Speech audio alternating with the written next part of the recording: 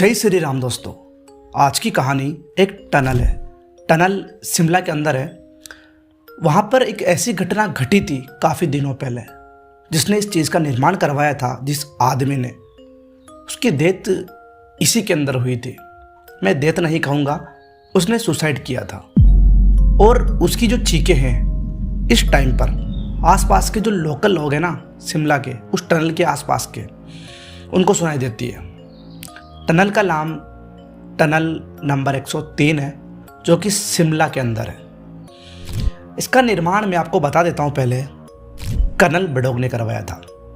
Colonel Barog, उसने जब इस टनल का निर्माण करवाया, जो कि पहाड़ों के बीच में है, उसने दोनों तरफ से इसका काम शुरू किया था। दोनों तरफ से इसको खोदना शुरू किया था।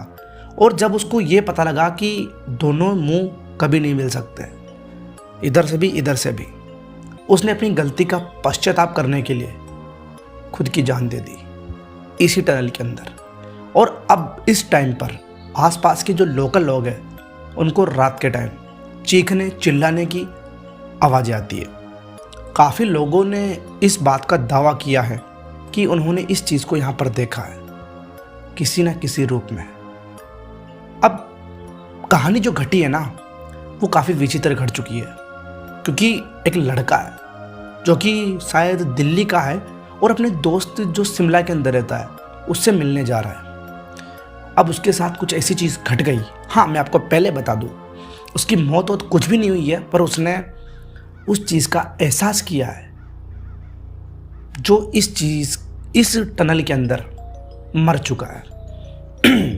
अब अपनी कहानी को शुरू करने से पहले आप चैनल के ऊपर नए आए हो, चैनल को सब्सक्राइब कर देना, वीडियो को लाइक कर देना। कहानी शुरू होती है अब। एक लड़का है राजू नाम का, जो कि मुंबई का रहने वाला है, और उसका दोस्त है जो कि शिमला के अंदर रहता है।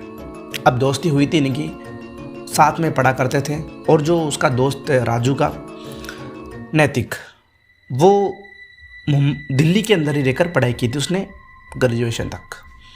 अब जैसे ग्रेजुएशन कंप्लीट हुई तो अपने शिमला चला गया और फिर ये दिल्ली रह गया। अब उसके जो घर था ना, नैतिक का, उसके घर पर कुछ प्रोग्राम आ रखा था।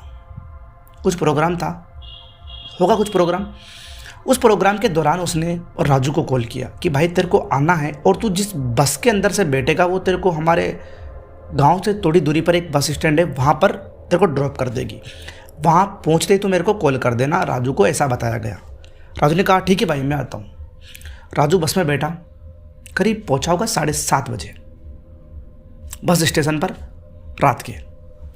अब रात के 7:30 बजे पहुँचा तो उसको टाइम बहुत ज़्यादा लग गया था।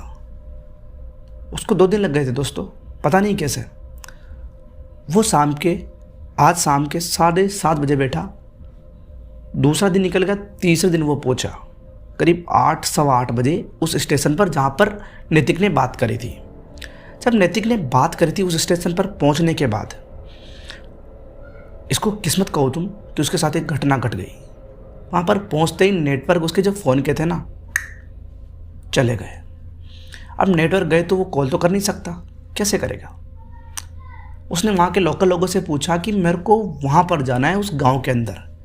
तो एक आदमी ने उसको बताया कि सामने चले जा, पर गलती से इधर मत जाना, वरना। ऐसा कहकर उसने छोड़ दिया। उसने कहा ठीक है मैं जाता हूँ यार। उसने अपने बैग वैग रखे और वो चलने लगा पैदल ही। अब वो बात ही बातों में मन ही मन में कुछ सोच रहा था, और वो उस चीज़ को भूल गया जो उस आदमी ने बताई थी, इधर जाना है, इधर नहीं। और उस बंदे ने गलती से वही वाला रूट पकड़ लिया जहाँ नहीं जाना था।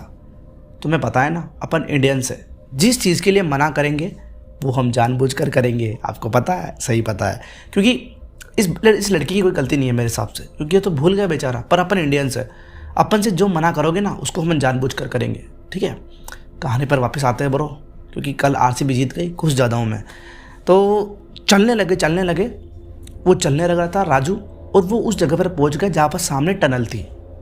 अब टनल के बिल्कुल सामने पहुँच गया। अब उसको लगा शायद टनल पार करनी है मेरे को, और फिर शायद दूसरा गांव आएगा और वहीं मेरे को जाना है। वो टनल के अंदर पहुंचा। करीब से उसने 4 या 5 कदम टनल के अंदर रखे ही थे कि एकदम से किसी की चिल्लाने की आवाज़ आती है और चिल्लाने के साथ उस टनल के अंदर कुछ चमगादड़ थे, वो उड़कर बाहर चले गए बहुत तेज़ी से आवाज़ करते हुए।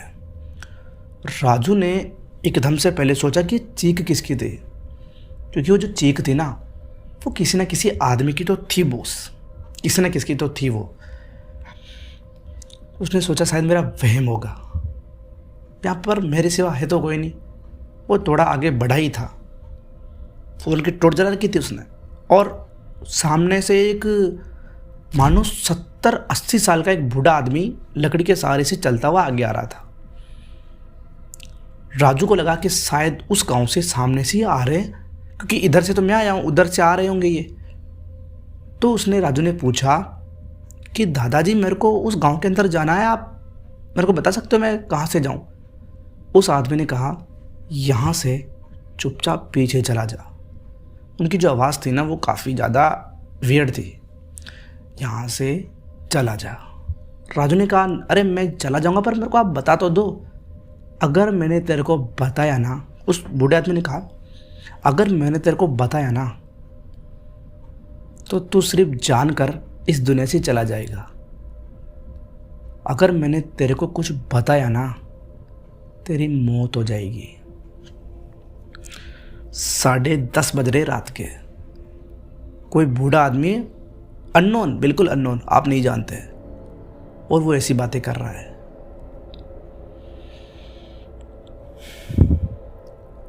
उसने कहा ठीक है दादाजी मैं जाता हूँ।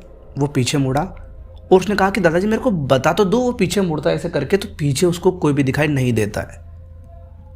अब राजू के अंदर थोड़ा सा डर आ गया कि यार दादाजी गए तो गए कहाँ? उनकी इतनी हिम्मत नहीं है कि वो इतने तेज भाग सके कि वो सामने चले जाए। नहीं, गए तो पीछे ही है। मैं पीछे जाकर पूछ कर आ जाता हूँ मैं बस, कि मेरे को किधर जाना है, वो गाँव बता दीजिए प्लीज़। वो थोड़ा आगे बढ़ा, थोड़ी देर आगे चला ही था कि उसने देखा कि सामने टनल का मुंह बंद है। सामने टनल बंद हो चुकी है। फिर दादाजी कहाँ से आए थे और कहाँ चले गए? अब राजू के अंदर ज़्यादा डरा गया था, क्योंकि वो पहले डरा हुआ था दादाजी से कि दादाजी मेरे को डांटेंगे, पर अब डर है कि मैं शायद किसी गलत चीज़ के अंदर फंस गया हूँ। वो वहाँ से अपने बैग को उठाता है और चिल्लाता हुआ उस टनल से बाहर चला जाता है, और वहीं चला जाता है जहाँ से वो आया था, स्टेशन से। वहाँ पर एक आदमी था, अननोन आदमी, जो कि चाय की एक रेडी लगा रखी थी उसने वहाँ जाकर वो सांस से हाँफ रहा था। उस आदमी ने कहा क्या हुआ बेटे, कैसे हाँफ रहा है, कोई दिक्कत है? राजू ने कहा अभी मैं उस टनल, वो जो टनल है ना उसके अंदर गया था, और एक दादाजी ने बात करी मेरे से कुछ वियर्ड तरीके से, और फिर मैंने आसपास देखा तो दादाजी गायब हो चुके थे। उस चाय वाले आदमी ने कहा कि बेटा तू गलत जगह पर चला गया, तूने उस चीज़ को देखा है। मैं तेरे को डरा नहीं रहा, पर मैं तेरे को वार्न करना हूँ, तेरे को बता रहा हूँ। तूने उस चीज़ को देखा है जो मर चुकी है। तूने एक आत्मा या भूत कहो, उसको देखा है बेटा।